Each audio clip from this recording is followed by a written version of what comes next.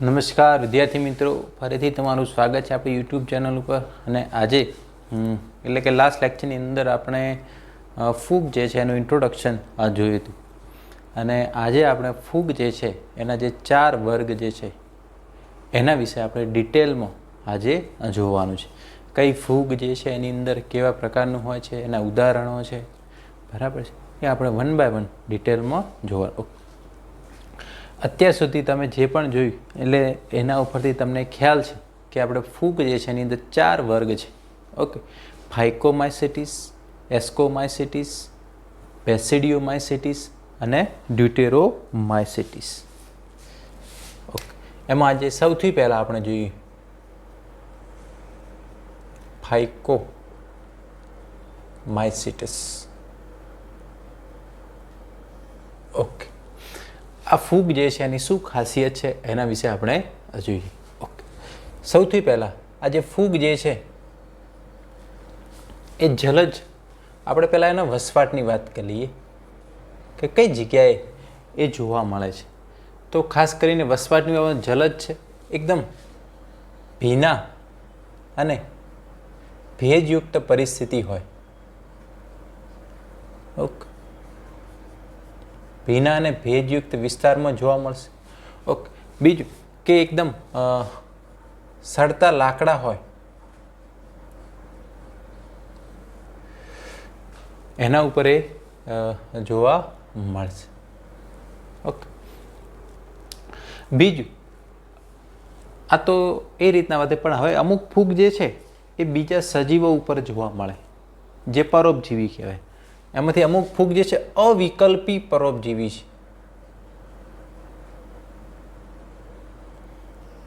અવિકલ્પી જેનો કોઈ વિકલ્પ ના હોય એને શું કહેવાય? અવિકલ્પી. એટલે કે એને ફરજિયાત બીજા જીવંત સજીવ ઉપર આધાર રાખવો જ પડે, નહીંતર એનું જીવન પૂરું થાય નહીં. એને કહેવાય અવિકલ્પી પરોપજીવી. ઓકે, હવે વાત કરીએ એના કવક જાળની. ઓકે, હવે તમને ખ્યાલ હશે કવક જાળ, બરાબર છે, એનું જે માઇસેલિયમ આપણે જે વાત કરીએ એ કવક તંતુઓનું બનેલું હોય. હવે તો એ કવક તંતુઓ કેવા હોય, બરાબર? તો આ ફૂગ જે છે એના જે કવક તંતુ જે છે એ પડદાવિહીન હોય છે. કેવા હોય છે? પડદાવિહીન. અસેપ્ટેટ માઇસેલિયમ હોય. પડદાવિહીન એટલે તમે એનું કવક જાળ લો, બરાબર છે, તો વચ્ચે ક્યાંય આડા પડદા જોવા મળશે, આ રીતના સળંગ તમને દેખાશે. એટલે જે પડદા વિહીન હોય એનો મતલબ એ કેવું કહેવાય? સિનોસિટિક, બહુકોષ કેન્દ્રીય કહેવાય. કેવો કહેવામાં આવે? બહુકોષ કેન્દ્રીય. હવે 4 વર્ગ છે, એમાં તમારે યાદ કઈ રીતના રાખવાનું કે આમાં પડદાયુક્ત ને પડદાવિહીન. ખાલી આની અંદર પડદાવિહીન છે, બાકી બધામાં પડદાયુક્ત છે. 4 વર્ગ છે ને એમાં ખાલી આની અંદર જ છે પડદાવિહીન, બાકી બધામાં પડદાયુક્ત છે. એટલે એ તમારે પ્રોબ્લેમ સોલ્વ થઈ ગયો. ઓકે, હવે એમાં પ્રજનનની વાત કરવામાં આવે તો ધારો કે સૌથી પહેલાં આપણે અલિંગી પ્રજનન કે કઈ રીતે થાય છે. ઓકે, આની અંદર અલિંગી પ્રજનન જે છે એ બીજાણુઓ દ્વારા થાય. કોના દ્વારા થાય? બીજાણુઓ દ્વારા. ઓકે, હવે બીજાણુઓ કેવા હોય? એ બીજાણુઓ કાં તો ચલિત બીજાણુ હોય અથવા તો અચલિત બીજાણુઓ હોય છે. ચલિત બીજાણુ અથવા તો ઝૂસ્પોર અથવા તો એપ્લાનો સ્પોર કહેવાય. ચલિત બીજાણુ અથવા તો અચલિત બીજાણુ. ઓકે, હવે આ જે બીજાણુઓ જે છે એ બીજાણુ ધાનીમાં ઉત્પન્ન થાય. બીજાણુ હોય, બરાબર, એ કોની અંદર ઉત્પન્ન થાય? કે બીજાણુ ધાની હોય, બરાબર. ઓકે, અને એ બીજાણુ ધાનીમાં અંદર ગોઠવાય કે બહાર ગોઠવાય? તો એ બીજાણુ ધાનીમાં અંતરજાત ઉત્પન્ન થાય. કેવા ઉત્પન્ન થાય? અંતરજાત. ઓકે, હવે ધારો કે કોઈ એક બીજાણુ ધાની છે, ધારો કે આ રીતે છે, બરાબર. ધારો કે આ ફૂગનું કવક જાળ છે. ઓકે, આની અંદર ધારો કે આ બીજાણુ ધાની બની. હવે એની અંદર બીજાણુ જો અંદરની બાજુ ગોઠવાના, અંતરજાત કહેવાય. કેવા કહેવાય? અંતરજાત. બરાબર. ધારો કે આ જ કવક જાળ છે, આની અંદર ધારો કે આ બીજાણુ ધાની બની, આમાં ધારો કે બીજાણુ આ રીતે ગોઠવાના, તો આ બીજાણુ કેવા છે? બહિર્જાત કહેવાય. કેવા કહેવાય? ઓકે. એટલે એન્ડોજીનસ છે કે એક્ઝોજીનસ એ પણ ચારે ફૂગની અંદર તમારે ખાસ ધ્યાનમાં રાખવાનું છે. ઓકે. તો આ અલિંગી પ્રજનનની વાત કરી. ઓકે. એમાં અંતર્જાત બીજાણુ ઉત્પન્ન થશે. હવે થાય કેવું, આ જે બીજાણુઓ છે, ધારો કે આ બીજાણુ ધાનીમાંથી બીજાણુઓ મુક્ત થાય, ધારો કે આ મુક્ત થાય, તો આ બીજાણુઓ જે છે એનું અંકુરણ થાય અને ફરી પાછું નવું ફૂગનું કવક જાળ બનાવી લે. ઓકે. તો આ લિંગી પ્રજનન કહેવાય. ખ્યાલ આવે છે? આ જે બીજાણુ ધારો કે અહીંયાથી મુક્ત થાય, ધારો કે અહીંયા પડે છે કોઈ જગ્યાએ, ફરી પાછું એ ફૂગનું નવું કવક જાળ બનાવી લેશે. બરાબર? નવી ફૂગનું નિર્માણ કરે. બરાબર? તો એ બીજાણુ કાં તો ચલિત હોય, મૂવમેન્ટ કરી શકતા હોય, અથવા તો ના પણ કરી શકતા હોય, ચલિત અથવા અચલિત હોઈ શકે છે. ઓકે. હવે વાત કરીએ લિંગી પ્રજનનની. ઓકે. એમાં બે જન્યુઓ, લિંગીમાં તમને ખ્યાલ છે કે જન્યુના જોડાણથી બને. બે જન્યુના જોડાણથી, હવે આ જન્યુ પાછા બે પ્રકારના હોઈ શકે. સમજન્યુ પણ હોય. સમજન્યુ એટલે ધારો કે આપણે ધારો કે કોઈ પણ ધારો કે નર અને માદા જન્યુ છે. હવે જો એ બંને જન્યુ દેખાવમાં સરખા હોય તો એ સમજન્યુ કહેવાય. બરાબર? અને એક જેવા ના હોય તો એને વિષમજન્યુ કહેવાશે. એટલે જન્યુ જે છે એ સમજન્યુ અથવા વિષમજન્યુ હોઈ શકે છે, પણ એમના જોડાણથી શું બને છે? ઝાયગોસ્પોર બને, યુગ્મ બીજાણુઓ બને. ઝાયગોસ્પોર.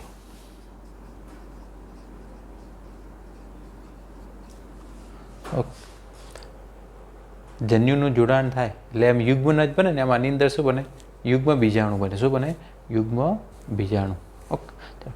વિષમજન્યુ હોય એને અંડજન્યુ પણ કહેવાય.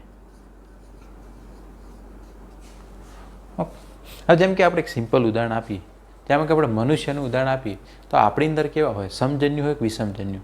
આપણી અંદર વિષમજન્યુ. કઈ રીતે?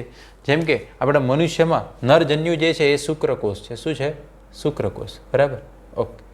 તો એનો આકાર આ રીતના ચલિત હોય. ઓકે. જે માદાજન્યુ હોય એ રીતના આ ગોળાકાર હોય. બરાબર છે? ઓકે. તો બંનેનો આકાર અલગ છે, તો એ વિષમજન્યુ કહેવાય. શું કહેવાય? વિષમજન્યુ. તો આમાં કદાચ જો જન્યુ સરખા હોય, સમજન્યુ ના હોય તો વિષમ. પણ જ્યારે લિંગી પ્રજનન થાય એટલે સમ અને વિષમજન્યુ હોય, બરાબર, તો એમના જોડાણથી યુગ્મ બીજાણુનું નિર્માણ થશે. તે રીતના આની અંદર લિંગી પ્રજનન થશે. ઓકે. હવે એનું ઉદાહરણ જોઈએ ખાસ. મેઇન તો ઉદાહરણ જ છે. ઓકે. આની અંદર મ્યુકર, બરાબર છે, મ્યુકર નામની ફૂગ છે એની અંદર આવશે. રાઇઝોપસ. રાઇઝોપસનું આપણે ઉદાહરણ આપીએ. આને આપણે બ્રેડ મોલ્ડ કહીએ. બરાબર? આને કઈ ફૂગ કહેવામાં આવે? Bread mould. આપણે જે બ્રેડ ઉપર જોવા મળે, રોટલી ઉપર જોવા મળતી ફૂગ કઈ છે? આરિયા, રાઇઝોપસ. ઓકે. એના સિવાય આલ્બ્યુગો, રાઈ પર જોવા મળતી પરોપજીવી ફૂગ. આપણે રાઈની વાત કરીએ ને કે રાઈની ઉપર એના જે પર્ણ હોય એના ઉપર સફેદ ઢાકા પડી જાય, એ આલ્બ્યુગો કેન્ડિડા નામની ફૂગ હોય. તો આ પરોપજીવી છે. આને એ વનસ્પતિ ઉપર જ આધાર રાખવો પડે. અવિકલ્પી પરોપજીવી કહેવાય. કેવી કહેવાય? ઓકે. તો આ વનસ્પતિ ઉપર પરોપજીવી ફૂગ છે. ઓકે. ચાલો, તો આટલી વસ્તુ તમારે ખાસ ધ્યાનમાં રાખવાની આની અંદર. હવે આપણે બીજો વર્ગ જોઈએ, એસ્કોમાઇસિટીસ.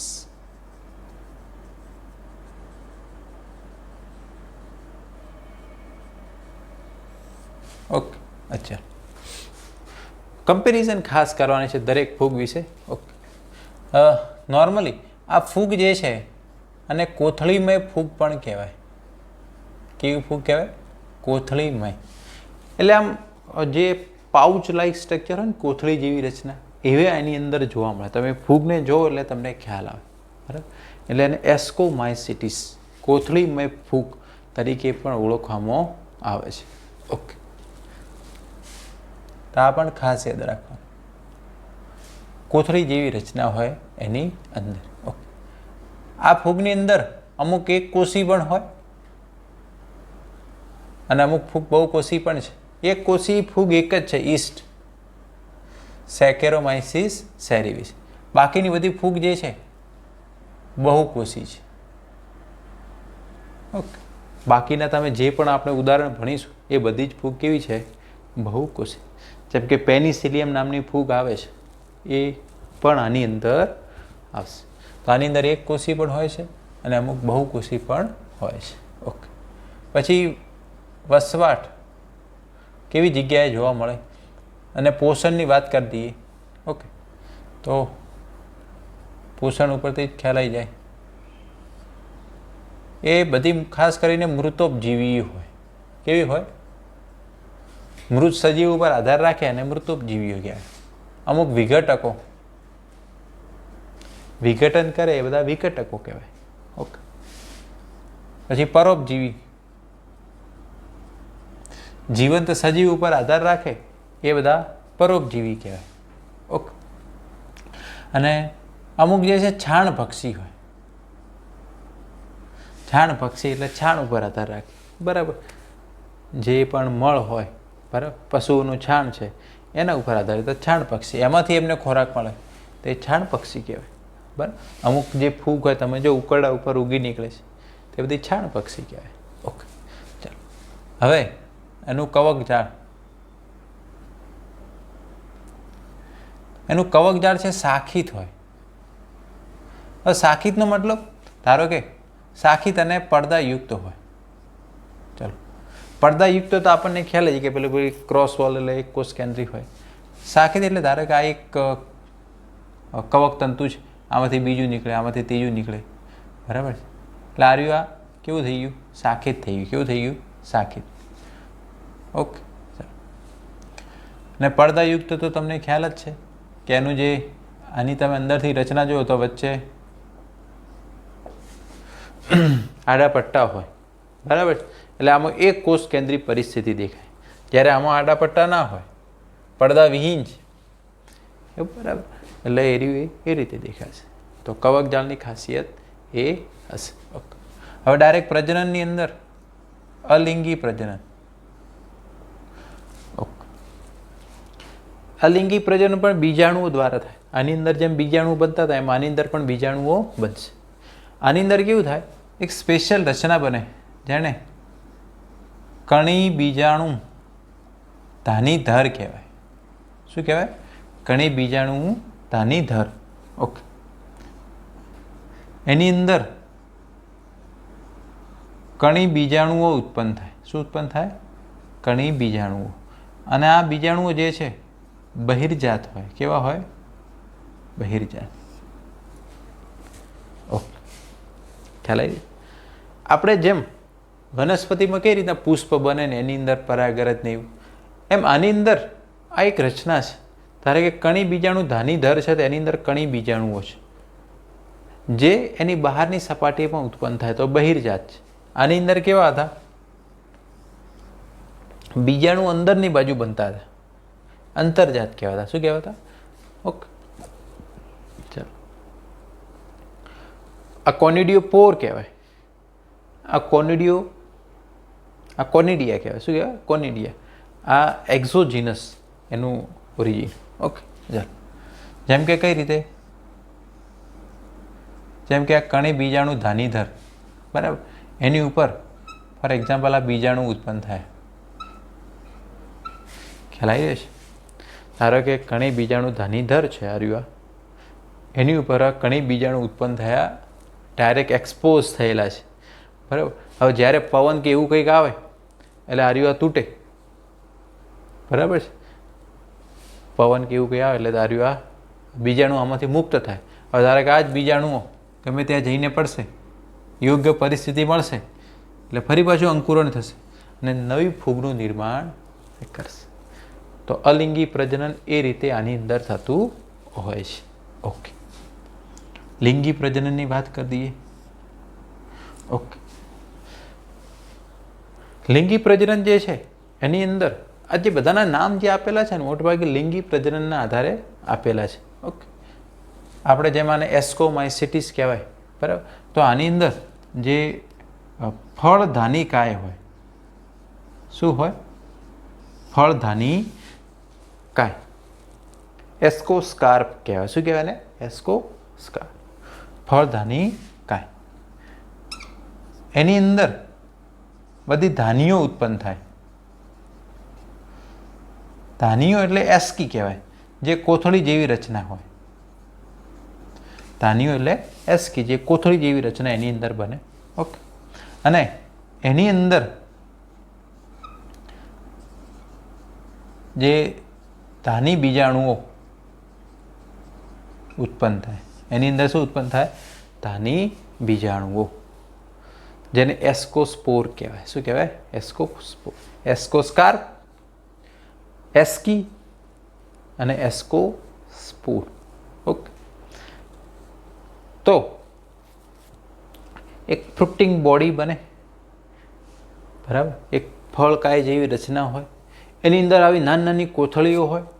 એ કોથળીઓની અંદર બીજાણુઓ હોય, ધાની બીજાણુઓ, જેના દ્વારા લિંગી પ્રજનન થતું હોય છે. ઓકે, બરાબર. તો આ ખાસ ધ્યાનમાં રાખવાનું, બરાબર. ઓકે, હવે આપણે એના ઉદાહરણ જોવાના છે. ઉદાહરણ જે છે મોસ્ટ ઇમ્પોર્ટન્ટ છે. એ વસ્તુ તમારે ખાસ ધ્યાનમાં રાખવા જેવું છે કે ઉદાહરણો આની અંદર કયા કયા આવશે. તો એ ઉદાહરણો આપણે જોઈ લઈએ. તો ઉદાહરણો જે છે એની અંદર એક આવશે એસ્પરજીલસ. ઓકે, એક તો પેનિસિલિયમ તો આવે જ છે, પેનિસિલિયમ નોટેટમ, જેમાંથી પેનિસિલિન નામનું એન્ટીબાયોટિક મળે છે. ઓકે, એના સિવાય એસ્પરજીલસ,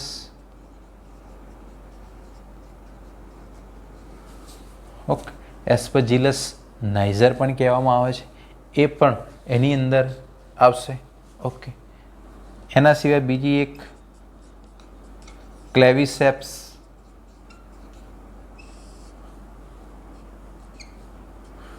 ઓકે, ક્લેવિસેપ્સ પુરપુરિયા પણ કહેવામાં આવે. ન્યુરોસ્પોરા.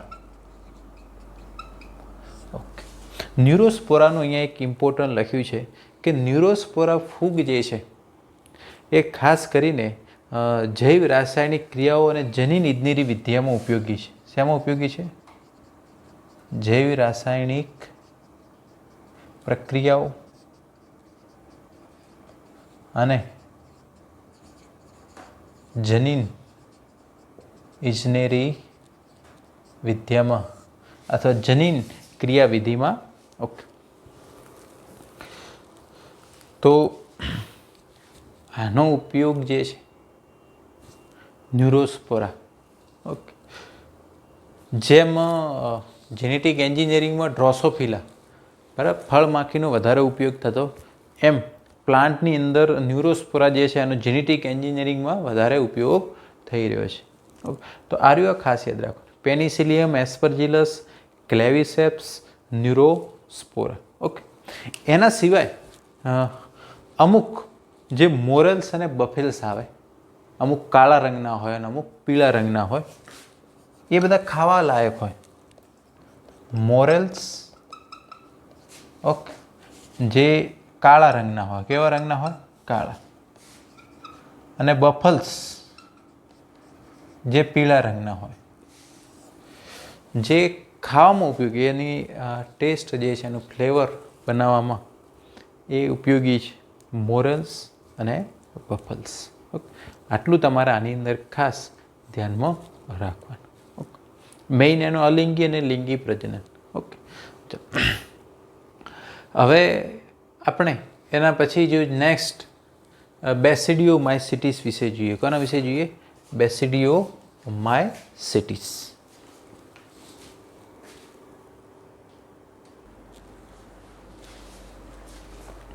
ચાલો, આપણે ફાઇકોમાઇસિટ્સ વિશે જોયું, એસ્કો વિશે જોયું. હવે ત્રીજો એનો જે વર્ગ જે છે, બરાબર છે, બેસિડિયોમાઇસેટિસ.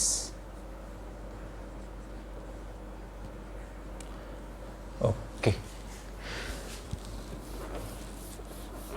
હવે દેખો બેસિડિયોમાઇસિટ્સ જે છે એની અંદર કોનો સમાવેશ થાય છે? આપણે જે પણ ફૂગ ને તમે અત્યાર સુધી જોયા છે કે ભાઈ ફૂગ એટલે બિલાડીનો ટોપ, બરાબર, ત્યાં સુધી તમારું નોલેજ. ઓકે, તો તમે જે બિલાડીના ટોપની વાત કરો છો એ આની અંદર આવશે. એના સિવાય જે ઘણી બધી ફૂગ જે છે આપણે વાત કરી, બરાબર, બધા અલગ અલગ ક્લાસની અંદર અલગ અલગ ઉદાહરણો પણ આપણે જોયા. ઓકે, નોર્મલી આ ફૂગ જે છે એની અંદર મશરૂમનો સમાવેશ થાય છે, જેને આપણે બિલાડીનો ટોપ કહીએ છીએ. ઓકે, આને બ્રેકેટ ફૂગ પણ કહેવામાં આવે છે. કેવી ફૂગ કહેવામાં આવે છે? બ્રેકેટ જેવી દેખાય એટલા માટે એને બ્રેકેટ ફૂગ તરીકે પણ ઓળખવામાં આવે છે. આની અંદર પફ બોલ્સ તરીકે પણ ઓળખવામાં આવે છે. આપણે જેમ પફ હોય એવા આકારના પણ દેખાય એટલા માટે એને પફ બોલ્સ તરીકે પણ ઓળખવામાં આવે છે. ઓકે, વસવાટની વાત કરવામાં આવે તો ખાસ કરીને એ જે જમીનમાં જે પણ લાકડાના ગાળવા હોય ત્યાં જોવા મળે. ઓકે, ઝાડના થડ ઉપર જોવા મળે. અમુક જે વનસ્પતિ જે છે એની અંદર પણ જોવા મળે. એટલે ત્યાં તો એ પરોપજીવી હોય, કારણ કે વનસ્પતિ જીવન છે એટલે એની ઉપર જોવા મળે, એટલે એ શું કહેવાય? પરોપજીવી. ઝાડના થડ ઉપર જોવા મળે. અમુક જે લાકડા પડેલા હોય, બરાબર છે, લાંબા સમયથી એના ઉપર એ જોવા મળે. લાકડાના ગાળવા એટલે લાકડું ધારો કે તૂટી ગયું પછી એનો જે ભૂકો હોય એનો ગાળવા કહેવાય, એની ઉપર એ જોવા મળે છે. ઓકે, તો આટલી વસ્તુ એના વસવાટની આપણે વાત કરી. આની અંદર આપણે જોયું હતું કે અમુક પરોપજીવી એટલે કંઈ આપણે શરૂઆતના ઉદાહરણમાં પણ જોયું હતું, બરાબર, કે જે ઘઉં જે છે એની અંદર ગેરું રોગ થાય છે, બરાબર છે. ઓકે, એ પછી અંગારીઓ રોગ પણ થાય છે, બરાબર. ઓકે, ઘેરું અને અંગારીઓ. તો આ જે છે ફૂગના કારણે થતો હોય. કોના કારણે થતો હોય? ફૂગના કારણે થતો રોગ છે. તો આટલી વસ્તુ તમારે આની અંદર ખાસ ધ્યાનમાં રાખવા જેવી છે. ઓકે, ના ચાલો હવે આર્યુઆ જે છે, આ જે ઘેરું રોગ છે અને રસ્ટ ડિઝીઝ કહેવાય. આર્યુઆ સ્મૂટ ડિસીઝ કહેવાય. ઓકે, હવે એના કવકજાળની વાત કરતી ગઈ. આપણે પહેલાં જ વાત કરી, ખાલી પહેલા નંબરનું ફાઇકોમાઇસિટિસ છે એમાં જ ખાલી પડદાવિહીન છે. બાકી બધામાં પડદાયુક્ત અને શાખિત કવકજાળ જોવા મળશે.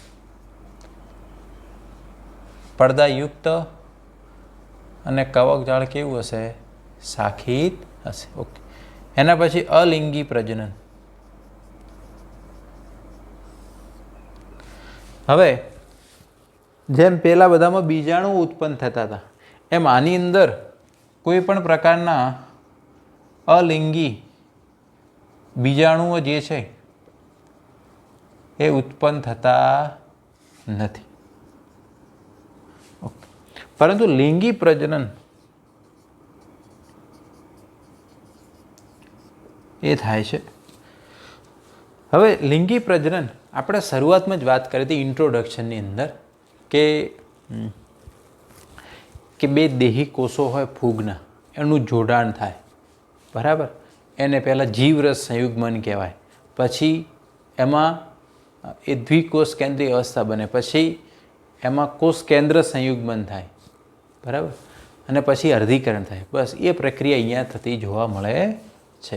આપણે ફાઇકો અને બેસિડિયોમાઇસિટ્સમાં એ વખતે કીધું હતું કે એની અંદર આવી પરિસ્થિતિ જોવા મળે છે. ઓકે, જેમ કે આપણે એ પ્રોસેસ અહીંયા સમજાવીએ કે આખું કઈ રીતે થાય છે. ફોર એક્ઝામ્પલ, આ બંને દેહિક કોષો છે જે તે ફૂગને, ધારો કે આ બેસિડિયોમાઇસિટિસના.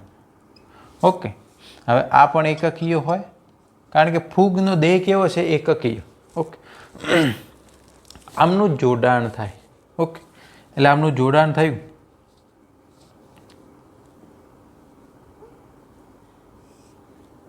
તો પહેલું સ્ટેપ છે એને આપણે શું કહીએ છીએ? પહેલું સ્ટેપ જીવરસ સંયુગ્મન. શું થયું? જીવરસ સંયુગ્મન. હવે આની અંદર હવે કોષ કેન્દ્રનું સંયુગ્મન તરત થતું નથી, બરાબર? દ્વિકોષ કેન્દ્રીકરણ થાય છે અને આ અવસ્થાને દ્વિકોષ કેન્દ્રીય અવસ્થા તરીકે ઓળખવામાં આવે છે. હવે આનો ગ્રોથ થાય. આનો શું થાય? ગ્રોથ થાય, બરાબર? ઓકે, હવે એની અંદર ગ્રોથ થાય એટલે આખું ધારો કે એનો વિકાસ થઈ, આની અંદર ધારો કે ફળકાય જેવી રચના બની. ધારો કે માઇસેલિયમ હતું, કવકતંતુ. હવે પહેલામાંથી આખી એક ફળકાય જેવી રચના બની. એને શું કહેવાય? પ્રકણી ધાનિકાય કહેવાય. શું કહેવાય? ઓકે, પ્રકણી ધાનિકાય કહેવાય. ઓકે, એની અંદર જે ધાનીઓ ઉત્પન્ન થાય, બરાબર? એની અંદર ધારો કે આ ધાની. ઓકે, હવે એની અંદર જે પેલા ફોર એક્ઝામ્પલ પેલા બે કોષ કેન્દ્રો હતા એનું સંયુગ્મન થાય. એનું શું થાય? તો હવે બીજું સ્ટેપ થાય કોષ કેન્દ્ર સંયુગ્મન. એટલે લાંબા સમય સુધી આ પરિસ્થિતિ રહી. હવે કોષ કેન્દ્ર સંયુગ્મન થયું. ઓકે, એટલે આ દ્વિકીય કોષ બન્યો. N+N ભેગા થયા એટલે કેવો થયો? દ્વિકીય. ઓકે, હવે આનું અર્ધીકરણ થાય. આનું શું થાય? અર્ધીકરણ. આ દ્વિકીય છે ને, બરાબર? તો ત્રીજું સ્ટેપ આપણે જે ભણ્યા હતા કે ભાઈ એનું અર્ધીકરણ. ઓકે, આનું અર્ધીકરણ થાય એટલે 4 એકકીય બીજાણુ બને. તો આ જે બીજાણુઓ જે હતા એને પ્રકણી બીજાણુ કહેવાય. એને શું કહેવાય? પ્રકણી બીજાણુ. બેસિડિયોસ્પોર કહેવાય, જે એકકીય હોય. તો સિક્વન્સ ખ્યાલ આવે છે. પ્રકણી ધાનિકાય હોય, એની અંદર ધાની હોય, બરાબર છે? અને એની અંદર પ્રકણી બીજાણુ ઉત્પન્ન થાય, જે પેલા અર્ધીકરણ દ્વારા. આ બીજાણુ જે છે અહીંયાથી મુક્ત થાય, પ્રકણી બીજાણુ, બરાબર? ઓકે, હવે પ્રકણી બીજાણુ અંદર ઉત્પન્ન થયા કે બહાર ઉત્પન્ન થયા એ પણ તમારે જોવા જેવું છે. ઓકે, તો આની અંદર તમે જોશો તો પ્રકણી બીજાણુ ધાનિકાય જે છે એની અંદર ઉત્પન્ન થયા છે. અંતર્જાત કહેવાય. કેવા કહેવાય? કે બહિર્જાત. ઓકે, પણ આની અંદર આ બહિર્જાત ઉત્પન્ન થશે. કેવા ઉત્પન્ન થશે? બહિર્જાત. હવે કઈ રીતે? આની અંદર સ્પેશિયલ રીતના રચના બનશે. ધારો કે આ રીતના આ ધાનીઓ બની, એની અંદર આ બીજાણુ હોય.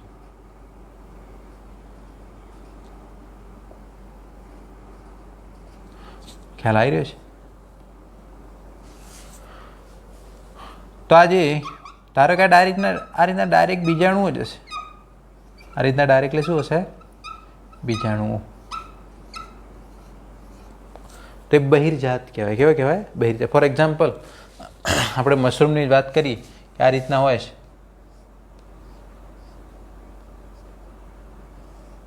બરાબર? તો અહીંયા ડાયરેક્ટલી એનો અંદરના ભાગે આ રીતના ડાયરેક્ટલી અંદર પેલા બીજાણુઓ જ હશે. બહિર્જાત ઉત્પન્ન થાય છે. કેવા થાય છે? બહિર્જાત ઉત્પન્ન થાય. આ આખું પ્રકણી ધાનિકાય કહેવાય, બેસિડિયોસ્કાર.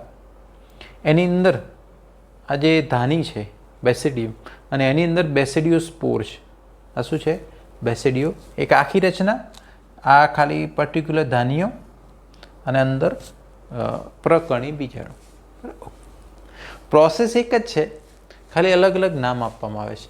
આ જેમ કે બેસિડિયોમાઇસીટ છે, તો આ રીતના પ્રકણી બીજાણુ છે ને બેસિડિયોસ્પોર કહેવાય. ઇંગ્લિશમાં શું કહેવાય? બેસિડિયો સ્પોર. પ્રકણી બીજાણું ઇંગ્લિશમાં શું કહેવાય? બેસિડિયો સ્પોર. ઓકે, આ બેસિડિયો સ્કાર, તો આના ઉપરથી નામ છે બેસિડિયો માયસિટીસ. તો લિંગી પ્રજનનના આધારે એની અંદર ભાગ પાડેલું છે. ઓકે, તો આટલી વસ્તુ તમારે ખાસ ધ્યાનમાં રાખવાની. ઓકે, બીજી આપણે વાત કરી કે આમાં કે ભાઈ ક્યાંય અલિંગી પ્રજનન જેવું તો થતું નથી, બરાબર છે. એની અંદર ક્યાંય અલિંગી પ્રજનન કે એવું તો કંઈ થતું નથી, પણ એની અંદર જે વાનસ્પતિક પ્રજનન જે છે એ અવખંડન દ્વારા થાય છે. કોના દ્વારા થાય છે? અવખંડન દ્વારા. કોના દ્વારા થાય છે? અવખંડન દ્વારા. તો એટલી વસ્તુ તમારે ખાસ ધ્યાનમાં રાખવાની. ઓકે, ચાલો, સિમ્પલ છે. બેસિડિયોમાઇસિટ મશરૂમ અથવા બ્રેકેટ ફૂગ પફબોલ્સના નામે જાણીતી છે. વસવાટ આપણે આ જોયું. અમુક પરોપજીવી પણ છે. કવકજાળ કે પડદાયુક્ત અને શાખિત, એકદમ ઇઝી. અલિંગી પ્રજનનમાં કોઈ બીજાણુ ઉત્પન્ન થતા નથી, એટલે અલિંગી પ્રજનન. પરંતુ વાનસ્પતિક પ્રજનન અવખંડન દ્વારા થાય છે. ઓકે, એ પણ અલિંગી પ્રજનન જ કહેવાય. અવખંડન કઈ રીતના થાય તમને ખ્યાલ છે? કવકજાળ હોય તૂટે અને એમાંથી નવું સર્જન થાય. લિંગી પ્રજનન આપણે જે વાત કરી હતી કે ભાઈ જે અલગ જનીનિક સ્વરૂપ ધરાવતા દેહિક કોષોનું જોડાણ થાય, એની આખી પ્રોસેસ સમજે. એ કોષોનું જોડાણ થયું એટલે પહેલું સ્ટેપ કહેવાય ને જીવરસ સંયુગ્મન. હવે દ્વિકોષ કેન્દ્રિત પરિસ્થિતિ બને. એક જ કોષમાં બે કોષ કેન્દ્રો છે, એનું તરત જ જોડાણ થતું નથી, એનું સ્પેશિયલ સ્ટ્રક્ચર બને. એ સ્પેશિયલ સ્ટ્રક્ચર બન્યા પછી આ બંનેનું જોડાણ થાય, બે કોષ કેન્દ્રોનું. એટલે એમાંથી જે દ્વિકીય કોષ બને એનું અર્ધીકરણ થાય. અર્ધીકરણ બાદ જે 4 બીજાણુઓ બને. ઓકે, જેને આપણે પ્રકણી બીજાણુ કહેવાય. શું કહેવાય? પ્રકણી બીજાણુ. એ બીજાણુ પ્રકણી ધાનિકાયમાં ઉત્પન્ન થાય, એની અંદર ધાની હોય, અને પ્રકણી બીજાણુ બહિર્જાત રીતે ઉત્પન્ન થતા હોય છે. ઓકે, હવે આપણે ખાલી શું યાદ રાખવાનું છે? એના ઉદાહરણ. ઓકે, ચાલો, આના ઉદાહરણની અંદર એક છે એગેરિકસ. આપણે જે મશરૂમ કહીએ છીએ એને એગેરિકસ જ કહેવાય. ઓકે, પછી યુસ્ટિલાગો. ઓકે, આ રીવા જે છે ને ગેરુ રોગ, એના માટે જવાબદાર છે યુસ્ટિલાગો. ઓકે, તો એ તો તમને એગેરિકસ એટલે આપણે જે મશરૂમ તરીકે ઓળખીએ છીએ એ. ઓકે, તો જે અંગારીયો રોગ માટે જવાબદાર છે. ઓકે, ચાલો, ઘઉંની અંદર જે ગેરુ રોગ માટે જવાબદાર જે છે એ પક્ષીનિયા ફૂગ છે. કઈ ફૂગ છે? પક્ષીનિયા. એટલે એ તમારે ખાસ ધ્યાન રાખવું. યુસ્ટિલાગો અંગારીયા રોગ માટે જવાબદાર છે. ઘઉંની અંદર જે ગેરુ રોગ થયો આપણે વાત કરી, બરાબર. રસ્ટ ડિઝીઝ માટે પક્ષીનિયા, સ્મૂટ ડિઝીઝ માટે અંગારીયા રોગ માટે યુસ્ટિલાગો. એ તમારે ખાસ ધ્યાનમાં રાખવા. ઓકે, હવે આપણે છેલ્લો વર્ગ જોઈએ ફૂગની અંદર. ફાઇકો જોયું, એસ્કો જોયું, બેસિડિયો અને ડ્યુટેરોમાઇસિટીસ. ઓકે, ચાલો, આ છેલ્લા નંબરનો વર્ગ છે. આને અપૂર્ણ ફૂગ તરીકે પણ ઓળખવામાં આવે છે. કોના તરીકે? અપૂર્ણ ફૂગ. ઓકે, અપૂર્ણ ફૂગ એટલા માટે કારણ કે આ ફૂગની અંદર અલિંગી પ્રજનન અને વાનસ્પતિક પ્રજનન શોધાયું છે, પરંતુ એમાં લિંગી પ્રજનન કઈ રીતે થાય છે એ હજુ શોધાયું નથી. હવે એ કઈ રીતે? ધારો કે ફૂગ જે છે એની ઘણી બધી વેરાયટી છે. ફૂગ જેમ જેમ મળતી જાય, બરાબર, નવું નવું સંશોધન થતું, એટલે ફૂગની અંદર ધારો કે એટલી ખબર પડી કે આમાં અલિંગી પ્રજનન અને વાનસ્પતિક પ્રજનન આ રીતે થાય છે, પણ એમાં લિંગી પ્રજનન કઈ રીતે થાય છે એ હજુ ખ્યાલ આવ્યો નથી. તો એ જ્યાં સુધી ના મળે કઈ રીતના લિંગી પ્રજનન થાય છે ત્યાં સુધી એને ડ્યુટેરોમાઇસિટ્સમાં રાખવામાં આવે. પછી જેવો ખ્યાલ આવી જાય કે આમાં આ રીતે થાય છે લિંગી પ્રજનન, તો પછી આગળના 3 વર્ગની અંદર એને મૂકવામાં આવશે કે ભાઈ ફાઇકોમાઇસિટીસ, એસ્કો કે બેસિડિયો, બરાબર. તો આમાં એટલા માટે એને કયા નામે ઓળખવામાં આવી? અપૂર્ણ ફૂગ. ઓકે, કારણ કે એમાં અલિંગી અને વાનસ્પતિક પ્રજનન જે છે એ જાણી શકાય છે. ઓકે, પરંતુ આમાં જે લિંગી પ્રજનન જે છે એવું નથી કે નથી થતું, પણ એ અજાણ છે, હજુ જાણી શકાય એવું નથી. જો જાણી શકાય તો પછી આની અંદર આવે જ નહીં, એટલું પણ તમારે ખાસ ધ્યાનમાં રાખવું. પછી કવક જાળ કેવું હોય? આપણે તો એનું પહેલાં જ હિન્ટ આપી દીધી કે આની અંદર પડદાયુક્ત હોય અને શાખિત કવક જાળ હોય. કેવું હોય? મોટે ભાગે આ ફૂગ જે છે મૃતોપજીવી હોય, અમુક પરોપજીવી છે અને અમુક મૃત દ્રવ્યોના વિઘટન માટે પણ ઉપયોગી છે. ઓકે, ચાલો હવે એના સિવાય એ જે છે ખનિજોના ચક્રીયકરણમાં ઉપયોગી છે. ખનિજોનું ચક્રીયકરણ એટલે વળી શું? ખનિજોનું ચક્રીયકરણ એટલે જે બધા મિનરલ્સ હોય, ફોસ્ફેટ હોય, નાઇટ્રોજન હોય, સલ્ફર હોય, કેલ્શિયમ છે, તો એનું રિસાયકલિંગ કરવામાં ખૂબ જ ઉપયોગી છે. કારણ કે શું થાય, ધારો કે કોઈ વનસ્પતિ હોય, પ્રાણી હોય કે બીજું ગમે તે જીવ છે, એ જ્યારે મૃત્યુ પામે, બરાબર છે, એનું વિઘટન થાય. શું થાય? ઓકે, તો એનું વિઘટન કોણ કરે? ફૂગ કરે. એનું વિઘટન થાય એટલે બધા પોષક દ્રવ્યો જમીનની અંદર ફરી પાછું વનસ્પતિ એનો ઉપયોગ કરે. તો આ ખનિજોનું ચક્રીયકરણ તમે કહી શકો છો. ઓકે, હવે એનું ઉદાહરણ અલ્ટરનારિયા ફૂગ જે છે, અલ્ટરનારિયા સોલાની પણ કહેવામાં આવે છે. ઓકે, સોલેનેસી કુળના સભ્યોમાં એ અસર કરે છે. જેમ કે બટાકાની અંદર, એ તો પરોપજીવી છે.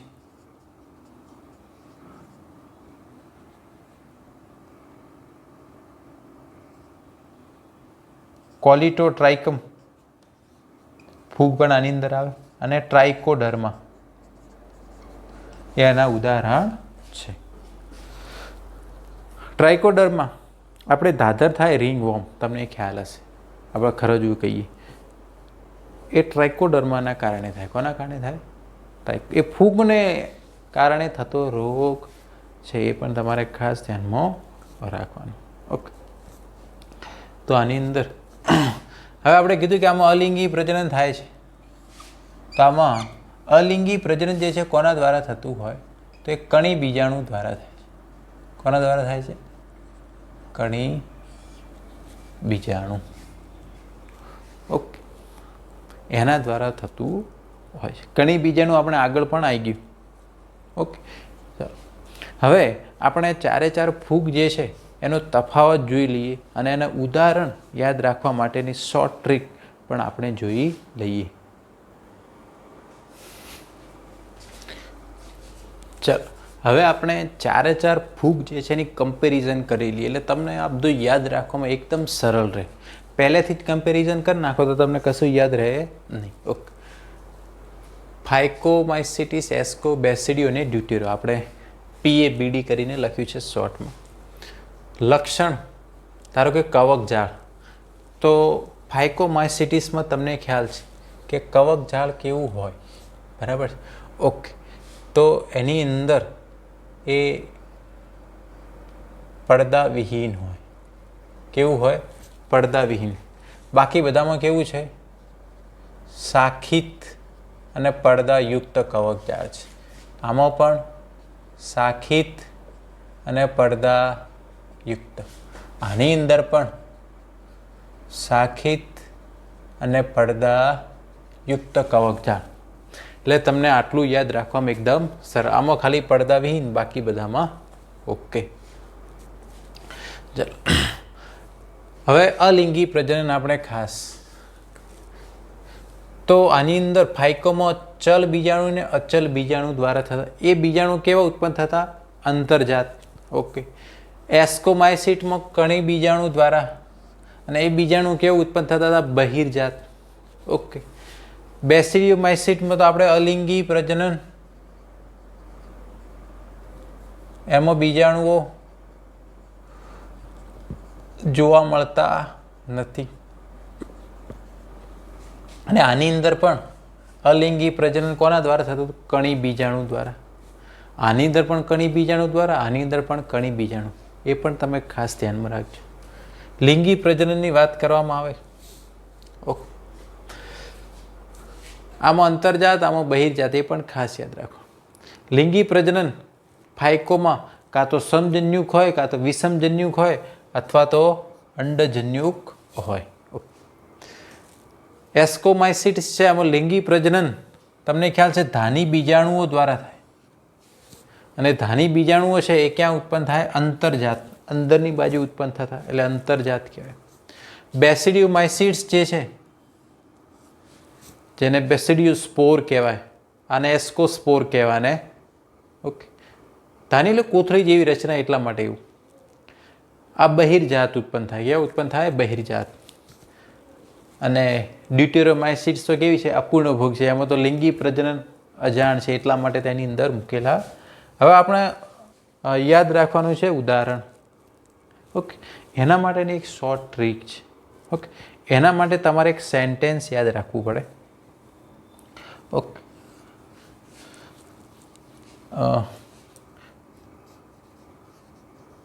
Many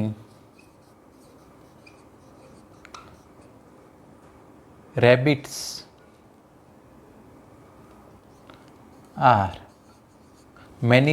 are coming at Neha's party. Okay. પછી આગળ, party has Ullu. Party has Ullu and cat. Sentence સ્વરૂપમાં જ યાદ રાખવાનું છે. Many rabbits are coming at Neha's party. આ પહેલું સેન્ટેન્સ, આ બીજું. Party has ullu and cat. Okay. હવે આના ઉપરથી જ આપણે યાદ રાખવાનું છે. ઓકે. હવે એમ ઉપરથી તમારે શું યાદ રાખવાનું છે? મ્યુકર. આપણે ઉદાહરણ આવ્યું હતું. આર ઉપરથી રાઇઝોપસ. આર ઉપરથી શું યાદ રાખવાનું છે? રાઇઝોપસ. મ્યુકર અને રાઇઝોપસ. ઓકે. આના સિવાય કોઈ ઉદાહરણ હશે? એ ઉપરથી આલ્બ્યુગો. ઓકે. ચાલો, આ 3 ઉદાહરણ થઈ ગયા. આના ઉપરથી, આના ઉપરથી એકદમ ઇઝી રીતે. પછી આમાં આવશે ક્લેવિસેપ્સ. ક્લેવિસેપ્સ આવે છે. ઓકે. પછી એના ઉપરથી ન્યુરોસ્પોરા.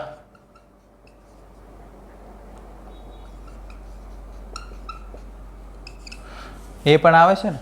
ઓકે. પછી પી ઉપરથી પેનિસિલિયમ. અને વાય જે છે એના ઉપરથી ઈસ્ટ. વાય ઉપરથી શું આવી રહ્યું છે? ઈસ્ટ. બરાબર. એટલે આ પણ ક્લિયર થઈ ગયું તમારે. ઓકે. ચલો, આના સિવાય અહીંયા લખ્યું છે party has ullu and cat. આની અંદર આવશે પક્ષીનિયા.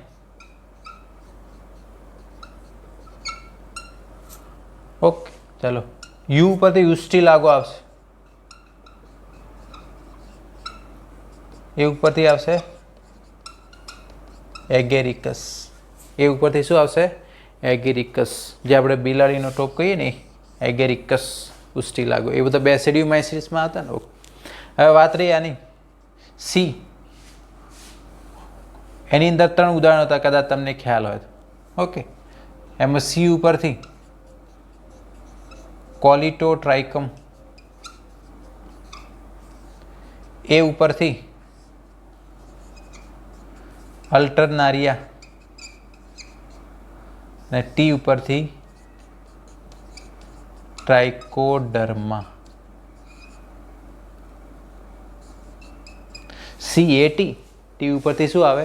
ટ્રાઇકોડર્મા. આટલી વસ્તુ તમારે ખાસ ધ્યાનમાં રાખવાની, ઉદાહરણો ખાસ યાદ રાખવાના, બરાબર છે. બીજું બધું એક ટાઈમે યાદ ના રહે તો ચાલ, એટલે બીજું બધું યાદ રાખવાનું જ છે, યાદ નહીં રાખ. પણ તમે આ રીતના કમ્પેરિઝન કરો એટલે હવે તમને એમ જ પૂછાય કે ભાઈ આપણે કે ભાઈ આ પેનિસિલિયમ ફૂગ છે તો એમાં કે ભાઈ અલિંગી પ્રજનન કઈ રીતે થાય? તો 4 ઓપ્શન તમે શું જવાબ આવે? તો કે અલિંગી પ્રજનન, આની અંદર આવે કણી બીજાણુ, બીજાણુ કઈ રીતના ઉત્પન્ન થાય કે બહિર્જાત. આ તો મેં જસ્ટ એક ઉદાહરણ આપ્યું. તો આખું સેન્ટેન્સ તમારે યાદ રાખવાનું, many rabbits are coming at Neha's party. Okay, ચલો. મેની ઉપરથી મ્યુકર, રેબિટ્સ ઉપરથી રાઇઝોપસ, એ ઉપરથી આલ્બુગો, સી ઉપરથી ક્લેવિસેપ્સ, નેહાસ એન ઉપરથી ન્યુરોસ્પોરા, પી ફોર પાર્ટી, એમાં વાય ઉપરથી પણ છે ઈસ્ટ, પી ઉપરથી પક્સિનિયા છે, યુ ઉપરથી ઉસ્ટિલાગો છે અને એગેરિકસ, સીએટી કોલિટોટ્રાઇક્રમ, અલ્ટરનારિયા અને ટ્રાઇકોડર્મા. તો એકદમ ઇઝી વેમાં તમે આ યાદ રાખી શકો. બાકીનું જે છે આપણે નેક્સ્ટ લેક્ચરની અંદર જોઈશું. Thank you.